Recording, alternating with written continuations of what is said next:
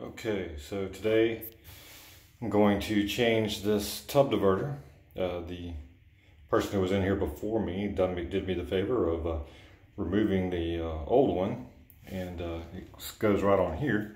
This is what your water comes out, obviously, to fill up the bathtub.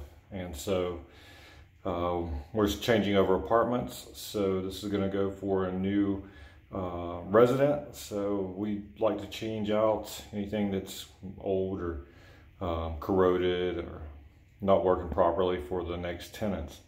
So what we're going to do is put this on here real quick. For some of you, this may be very straightforward and easy, but some people may not know, so this is what we're going to do. Here's the new one. It's pretty basic. See that screw sticking up there? What I'm going to do, it comes with an Allen wrench. I'm going to go ahead and back that screw out so that it's not blocking the hole. I'm going to do that off camera. I don't think you need to see how to do that. And then I'm essentially going to just slide this on to here and then tighten it down just enough to where it holds it from coming off. And then I'm going to run a bead of caulk around it, and similar to this, and just give it a good seal and kind of dress it up a little bit. And then I'm going to test it and go from there. So I will be right back. All right, so I've backed out the screw, as you can see there. It's not protruding above the plastic. And then we're just going to slide this right on there.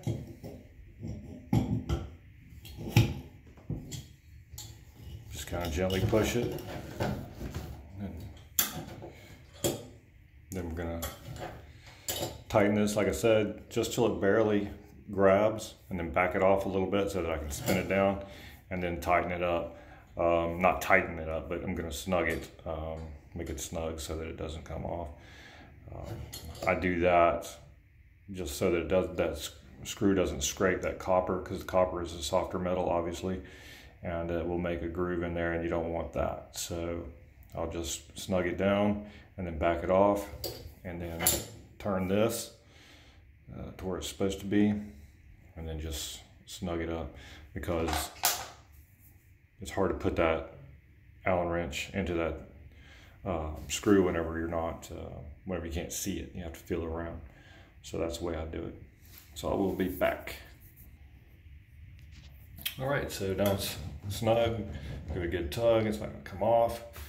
And the next important thing to do is to test it. Make sure there's no water coming down from here, because this is on the second floor, and if it's leaking, it'll go back into the wall and go down to the apartment below, causing some major problems. We don't want that. So let's test this out. Make sure that's down so I don't get soaked. And of course the water's off to this unit. Anyway, guess I should have checked that first. Duh. But I'm going to do that later before I leave. I don't want to kind of bother you with that. But anyway, yeah, you would turn on the water, make sure that it's not leaking from here. If it is, then you want to make sure you just kind of readjust, maybe loosen the screw, pull it back, make sure your ring inside is seated properly, and put it back on and snug it down again and test it again. It's pretty straightforward, but some people don't know how to do it, so I thought maybe you might get some information from it. Let me know what you think below, and I appreciate it. Thanks. Bye.